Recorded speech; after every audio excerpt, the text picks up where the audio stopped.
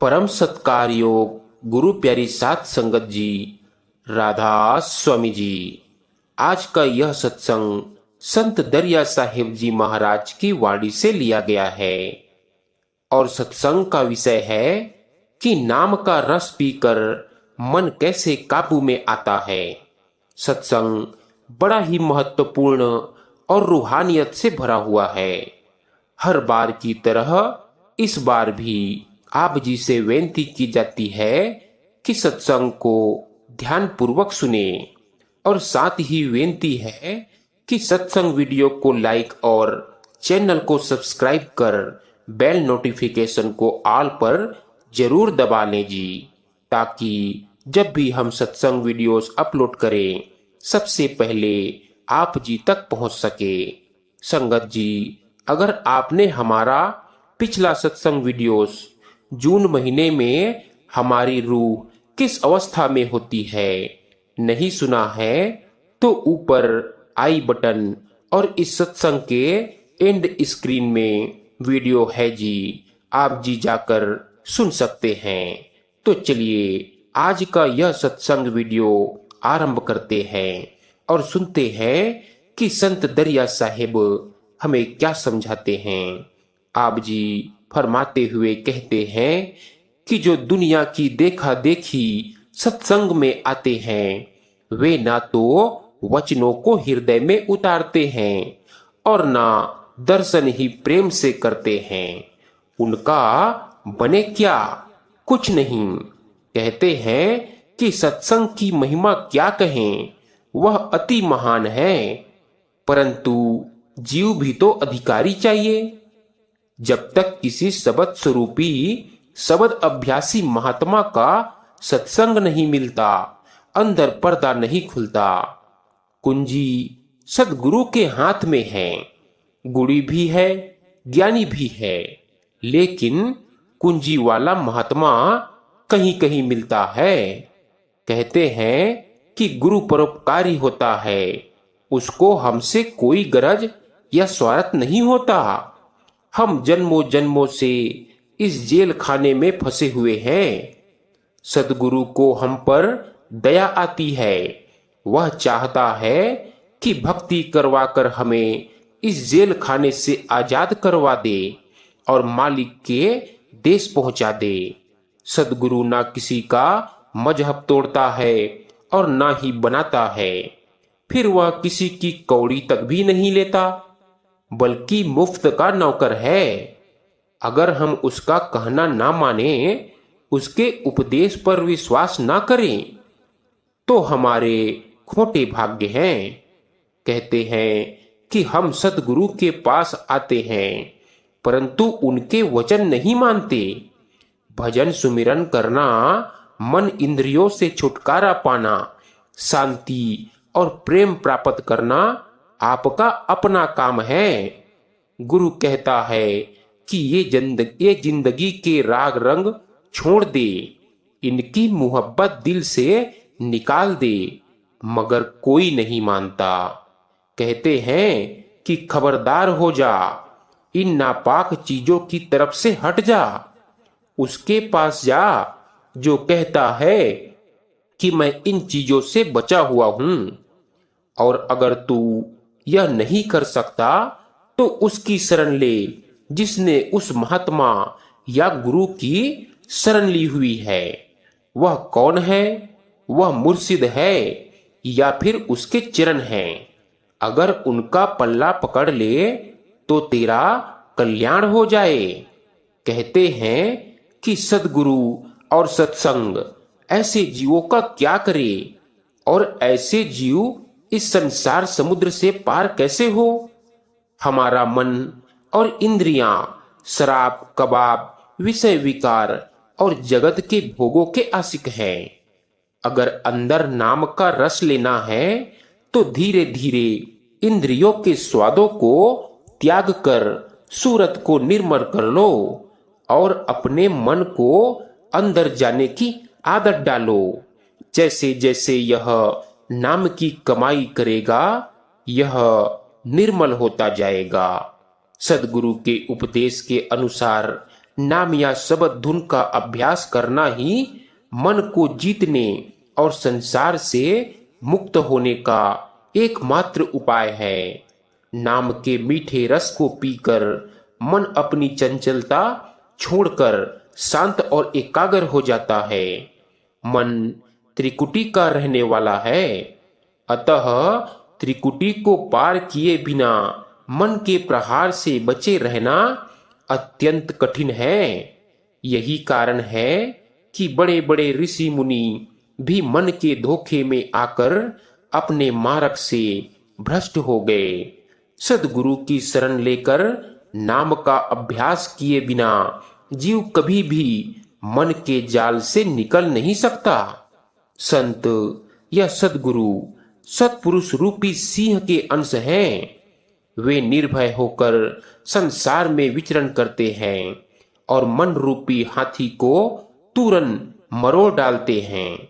सद्गुरु के ज्ञान रूपी अंकुश से मन रूपी हाथी आसानी से वश में आ जाता है। नाम का रस पाकर साधक का ध्यान अंतर में उसी तरह एकाग्र भाव से लग जाता है जिस तरह चकोर का ध्यान चंद्रमा में लगा रहता है। मन रूपी पक्षी साधक रूपी शिकारी के बाण से विद्ध होकर बिल्कुल स्थिर हो जाता है।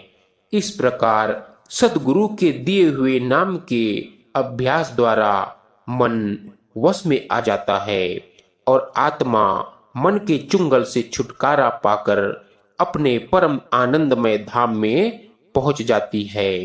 दरिया साहिब कहते हैं कि यदि तुम सच्ची मुक्ति प्राप्त करना चाहते हो तो तुम उस ज्ञान को पहचानो जो हमें शब्द के द्वारा प्राप्त होता है। सारे ऋषि मुनि भी मन के कारण उलझे हुए हैं। मन ने अपने प्रभाव से उन्हें भरमा रखा है, जिसके कारण वे परमात्मा की भक्ति नहीं कर सकते। इसीलिए तुम अच्छी तरह विचार कर इसी बात को मान लो कि सच्चे शब्द को पहचान कर ही संसार सागर से पार उतरा जा सकता है। इस चंचल मन को एकाग्र करके अपने अंतर के अनुभव को किसी को बताए बिना नाम रूपी अमृत को पियो। इस जीवन की मृत्यु निश्चित है। अंत में यह शरीर धूल में मिल जाएगा। अतः हमें सद्गुरु से प्रेम करना चाहिए। इसीलिए तो आप जी कहते हैं, चंचल मन यह थिर कर लीजिए, गुप्त भाव अमृत रस पीजे। जीवन मरण है यातन खेहा, करो प्रेम सतगुरु से नेहा। सद्गुरु का सेवक बने, बिना कोई भी यम के फंदे से नहीं बच सकता। जो कोई सद्गुरु तक पहुंचता है वह फिर उनके माध्यम से सतलोक चला जाता है। जो संसार के भ्रमों को छोड़कर शब्द की साधना में लग जाता है वह परमात्मा के सच्चे प्रेम के रस में लीन हो जाता है। जो मन को पहचान कर उसे एक स्थान पर स्थिर करके रखता है वह फिर कभी भी ना तो जन्म लेता है और ना ही मृत्यु को प्राप्त होता है। जब तक जीव अपने मूल स्रोत शब्द को प्राप्त नहीं कर लेता तब तक वह सतलोक नहीं जा सकता। मन रूपी भंवरे का स्थान हमारे अंतर में दूसरे रूहानी मंडल अर्थात त्रिकुटी में है। इस प्रकार वह वहां से जीव पर अपने बाणों का निशाना लगाता रहता है। जब साधक अपनी आंतरिक दिव्य दृष्टि द्वारा नाम रूपी सार तत्व को पकड़ लेता है तब वह क्षण भर में काल पर विजय प्राप्त कर लेता है, उसे नष्ट कर डालता है। फिर मन रूपी भंवरा भी भाग जाता है और जीव नाम निधान प्रभु की स्तुति और गुणगान करने लगता है। कहते हैं माया और मन तो सभी को अपने इशारों पर नचाते हैं। ये दोनों जीव को इस प्रकार ठगते हैं कि जीव सिर पटक कर रह जाता है। पृथ्वी पर शासन करने वाले सभी राजा भी इनके जाल में उलझकर मर गए। परमात्मा की भक्ति और प्रेम न लगने के कारण वे कुछ भी नहीं कर पाए। मन और माया देवताओं, मनुष्यों तथा मुनियों को भी मोह लेते हैं। फिर भी सभी जीव लोभ में पड़कर मन माया को ही तलाश में लगे रहते हैं। दरिया साहेब कहते हैं कि परमात्मा की भक्ति करो, क्योंकि संसार में यह जीवन थोड़े समय का है। मेरा कहना मानो और शब्द की साधना अर्थात सच्ची भक्ति को अपनाओ। परमात्मा की भक्ति के बिना यह जीवन किसी काम का नहीं आता और हम अनेक जन्मों तक इसी प्रकार भूले रहते हैं। संत परमात्मा रूपी शेर के बच्चे के समान होते हैं, जो संसार में दिलेरी से चलते हैं। जब मन रूपी हाथी का सामना करते हैं तो उसके टुकड़े टुकड़े कर देते हैं। मन रूपी हाथी को वश में करने के लिए सद्गुरु का ज्ञान अंकुश के समान है। बाहर फैले हुए ध्यान को उलटकर अंदर ले जाकर शब्द रूपी जंजीर से मन रूपी हाथी को बांधना चाहिए। संसार में कोई विरला साधु ही इस प्रकार अपने मन को वश में कर मस्त होकर फिरता है। जैसे चकोर चंद्रमा से एक क्षण को भी अपनी दृष्टि नहीं हटाता, उसी प्रकार साधक की आंतरिक दृष्टि भी एकटक आंतरिक आकाश में लगी रहती है। यह रस उसके रोम रोम में रचकर उसे ऐसे मस्त कर देता है कि वह पलक भर के लिए भी इसे नहीं भुलाता, अर्थात निरंतर अपने अंतर में देखते हुए मग्न रहता है। इसीलिए तो आप जी कहते हैं, मन पंछी भव ज्ञान अहेरी, ऐसे करो विचार, जहां चले तह घेरिए, खैची कमान करार। इस बात को समझ लो कि मन पक्षी के समान निरंतर उड़ते रहने वाला बन गया है। परमात्मा का ज्ञान उसका शिकारी है। जहां भी यह मन रूपी पक्षी उड़कर जाता है, हमें उसे वहीं पर इस ज्ञान का कठोर धनुष खींचकर घेर लेना चाहिए। हमें अपने मन में धैर्य धारण करके उस गंभीर ज्ञान को प्राप्त करना चाहिए जिसे नाम रूपी उत्तम हीरा कहते हैं। इस प्रकार सूझबूझ के साथ शब्द की साधना करने से यमराज हार जाता है और हमें सब कुछ प्राप्त हो जाता है। सतलोक पहुंचकर पवित्र आत्मा अत्यधिक सुख पाती है तथा अद्भुत आमोद प्रमोद करती है। सांसारिक रसों से हमेशा अतृप्त रहने वाली आत्मा वहां अमृत को पीकर अपनी युगों की भूख को मिटा लेती है। कहते हैं, ऐ मन आंतरिक आकाश में चलो और वहां जहां सितार के समान अनहद शब्द की धुन बज रही है, उसे मग्न होकर सुनो। वहां उत्तम सुगंधित वाला नाम का सुंदर रंग निरंतर बरसते हुए शोभा दे रहा है। मन के मूल धाम के महल में जहां अनेक माणिक्य जैसे रत्न लटके हुए हैं, वहां मन रूपी भौरा प्रभु के चरण कमलों में प्रेम से लिपट जाता है। उस अवस्था में पहुंचकर ब्रह्म के प्रकाश की जगमगाती ज्योति में जीव के सभी कर्म जल जाते हैं तथा उसके धर्म और भय दूर हो जाते हैं। कर्मों के दुख और मन के भय मिट जाते हैं। कलयुग की सब मैल साफ हो जाती है और मन निर्मल हो जाता है। आत्मा अपने अंतर में सच्चे नाम को देखकर उसके स्पर्श से पवित्र बनकर सुख के सागर परमात्मा में समाकर सच्ची शोभा प्राप्त करती है। आप जी बड़े प्यार से समझाते हुए कहते हैं कि जीव की आत्मा मन के अधीन है, या यो कहे कि मन रूपी नाव में बैठकर पुण्य और पाप का माल भरकर संसार समुद्र में बहे जा रहे हैं। पुण्य और पाप से शरीर बनता है। जो भी कर्म हम करते हैं, इनका फल या तो पुण्य है या पाप। इस संसार समुद्र के ना तो उरले किनारे का पता है, ना परले का। सो यह ऐसा समुद्र है।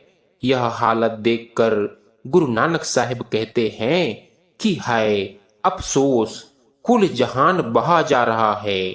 इस युग में जीवों के कल्याण के लिए संतों ने सिवाय सतगुरु और शब्द भक्ति के दूसरे किसी मार्ग या उपाय का वर्णन नहीं किया है। वेद शास्त्र और अन्य पुराणों में भी कलयुग के लिए यही यंत्र है। भाव यह है कि गुरु की उपासना और नाम की कमाई से ही जीव का उद्धार होगा। फिर कहते हैं कि सतगुरु के वचन और उनकी लीला सबको प्यारी लगती है, लेकिन सतगुरु किसी बिरले को ही प्यारे लगते हैं। जिनकी प्रीति वचन और लीला के आश्रय है, उनका भरोसा नहीं। पक्की प्रीति उनकी है जिनको सतगुरु से प्यार है। फिर भी वचन और लीला से प्रीति करने वालों में से सतगुरु की प्रीति वाले भी निकल आते हैं। इस प्रकार यह भी सतगुरु से प्रीति लगाने के लिए एक सीढ़ी है।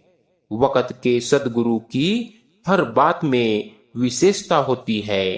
पहले उनके चरणों में सच्ची प्रीति करने से स्थूल शरीर की पवित्रता और सफाई होती है।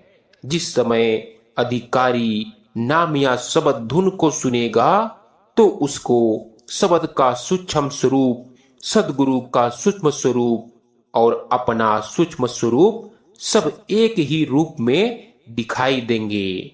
परंतु यह अवस्था सदगुरु की पूरी प्रीति और प्रेम से ही प्राप्त होगी। कहते हैं कि सदगुरु सबको देखते हैं, लेकिन जो दवा सदगुरु देता है वह हम खाते नहीं। अगर हम दवा ना खाएं और कहें जी कैसा डॉक्टर है, मेरी बीमारी दूर नहीं हुई, तो डॉक्टर का इसमें क्या दोष। सदगुरु हमें नाम देता है और कहता है कि चलो अंदर, ऊपर चढ़ो, अपनी रूह को नाम के साथ जोड़ दो। मन को वश में करने की दुनिया में कोई दवा नहीं। अगर है तो केवल नाम है। करोड़ों यज्ञ तप तीर्थ मूर्ति पूजा कर लो, मन वश में नहीं आता। इसमें कोई शक नहीं कि लोगों ने सत्संग सुनकर, धर्म पुस्तकें पढ़कर या विद्या प्राप्त करके थोड़ी देर के लिए मन को विषय विकारों से रोक लिया, मगर जब भोगों की जबरदस्त हवा चली तो फिर मन चलायमान हो गया। यह इसी तरह है जैसे आग को राख के नीचे दबा दे, पर जब आंधी आई राख उड़ गई, आग और तेज हो गई। अगर आग पर पानी डाल दे तो फिर वापस नहीं जलती। अर्थात मन को शब्द की लज्जत देकर नौ द्वारों से पार, देवों और पितरों के मार्ग और सूर्य चंद्र तारा मंडल पार करके सदगुरु को अंदर प्रत्यक्ष कर लो। उसके साथ बातें करो, फिर मन विषय विकारों के वश में नहीं आता। कहते हैं कि जिस समय बाहर का सत्संग मिलेगा और सदगुरु का प्रेम इश्क हृदय में बस जाएगा, तब कुछ बनेगा। आप उन संतों की संगति करो जो रात को जागते हैं और अपनी रूह को नाम के साथ जोड़ते हैं, ताकि वह राम, वह नाम आपकी आत्मा में भी प्रकट हो जाए। अर्थात परमात्मा आपके अंदर प्रत्यक्ष हो जाए, वह आपकी मदद करे। जब संतों की संगति में जाओगे, वह आपको नाम देंगे।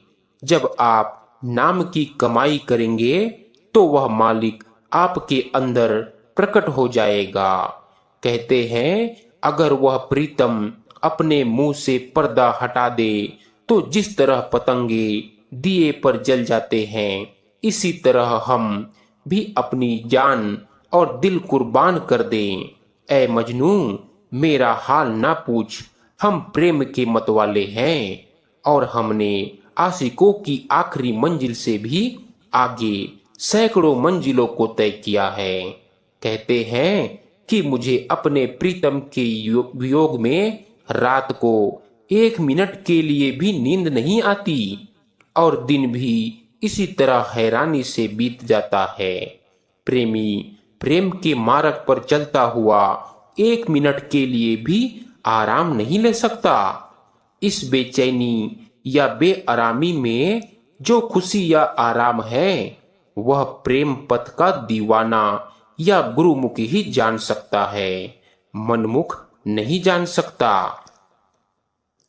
कहते हैं कि हे मन, तू गुरु ही गुरु कर, मुझे गुरु के बिना और कोई नजर नहीं आता, न ही उसके बराबर कोई प्यार है। कितना ऊंचा ख्याल है। अब इसको सदगुरु के देह स्वरूप के साथ सच्ची प्रीति हो जाती है तो यह सत्संग के वचन सुनकर उन पर प्रतीति करता है, तभी उनके अनुसार आचरण या अमल भी करता है। फिर वह मालिक अंदर का दरवाजा खोल देता है और इसकी सूरत शब्द को पकड़कर रूहानी मंजिलों पर चढ़ जाती है। लाखों करोड़ों मनुष्य चाहते हैं कि सतगुरु का सत्संग मिले और उस मालिक का प्रेम और प्यार मिले, लेकिन यह सत्संग उनको ही मिलता है जिन पर वह मालिक स्वयं दया करे, जिन पर वह कृपा करे और अंदर का सत्संग दे। उनके बड़े ही ऊंचे भाग्य हैं। जिस वक्त वह सत्संग मिलता है, उस वक्त सूरत उस शब्द धुन के पीछे पीछे चल पड़ती है। जब मन अंदर खड़ा होता ही नहीं तो रूह ऊपर कैसे चढ़े। जब यह भजन में बैठता है तो मन बाजारों में ले जाता है, अन्य स्थानों पर ले जाता है। पुरुष और महिलाएं दोनों ही रोज शिकायत करते हैं, जी मन नहीं खड़ा होता, मन नहीं लगता, इसका क्या कारण है। कहते हैं कि गुरु भक्ति पूरी नहीं।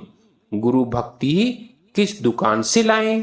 सत्संग से, अर्थात पहले सत्संग सुनो, फिर सूरत या रूह को अंदर स्थिर करके गुरु की सेवा करो। इसका नाम गुरु भक्ति है। कहते हैं कि परमात्मा एक ही है और उसका कानून भी एक है। जिस तरह विद्या स्कूल मास्टर से आती है, उसी तरह जो कामिल फकीर रूहानी मंडलों पर जाते हैं, चाहे वे किसी कौम या मजहब के क्यों ना हो, जब हम उनसे नाम लेकर अंदर जाएंगे, पर्दा खुल जाएगा। यह प्रेम और प्यार का मजनून है।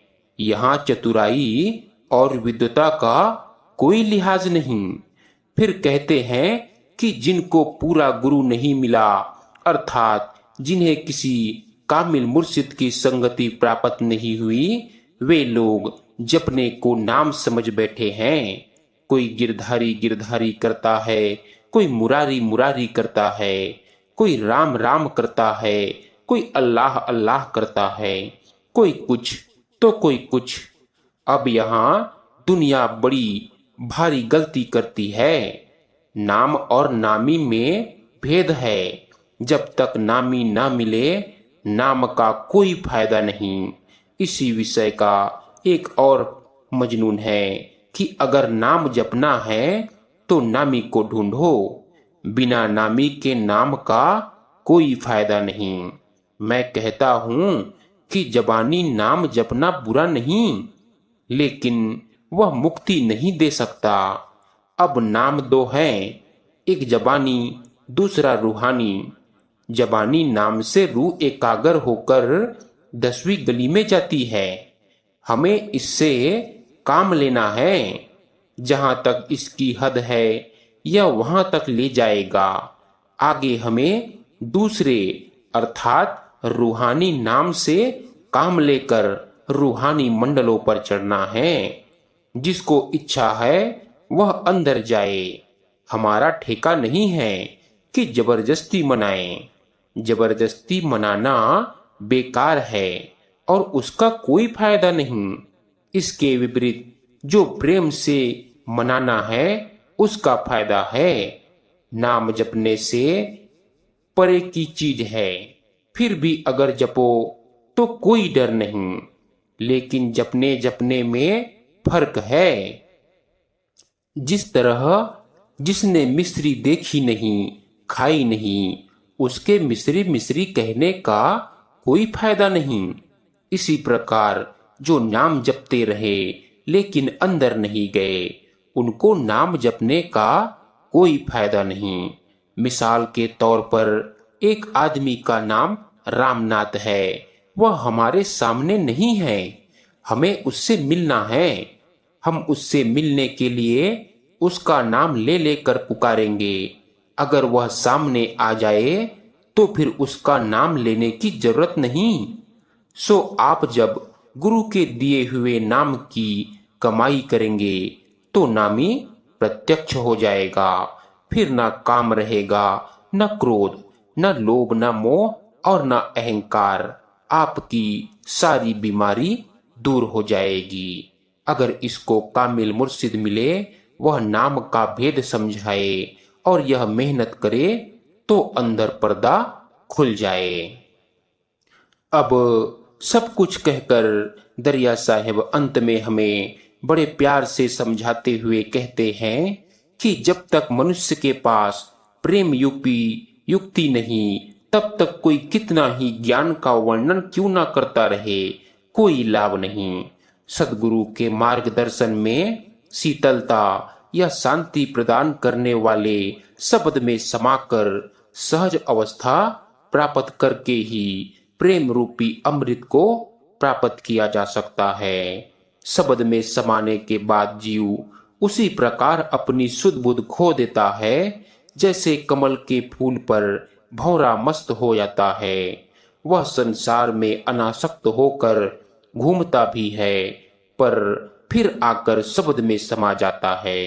वह शब्द को कभी नहीं भुलाता तथा उससे ऐसा प्रेम करता है जैसे चंद्रमा के साथ चकोर का प्रेम होता है।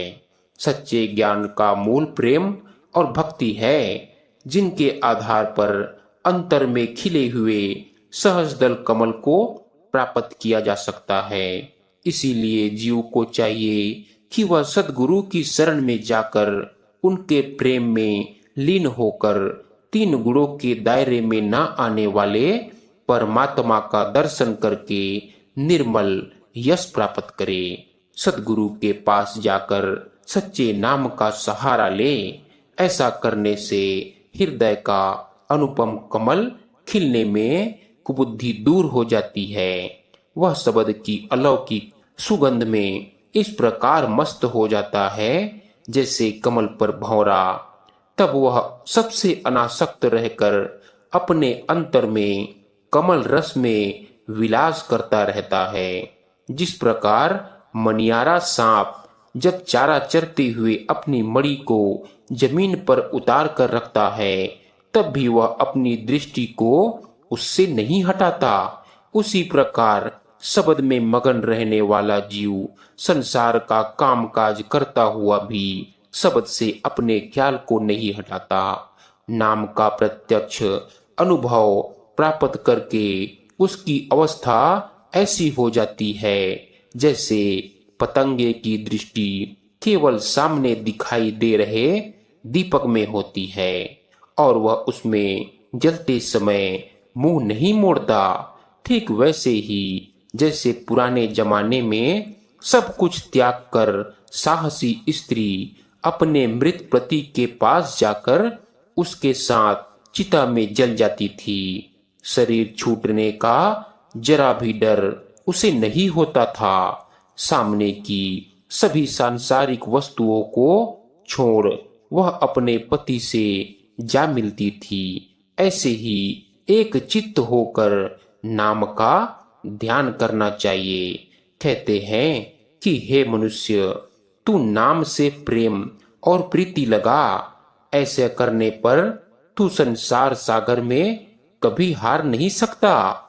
जैसे जल के बिना कमल सूख जाता है, उसी प्रकार प्रेम के बिना भक्ति नहीं हो सकती। सो गुरु प्यारी साध संगत जी, सत्संग, रूहानी साखियां एवं आध्यात्मिकता के मार्ग से जुड़ने के लिए आपके अपने YouTube चैनल निस्वार्थ प्रेम सत्संग को सब्सक्राइब जरूर करें जी। राधा स्वामी जी।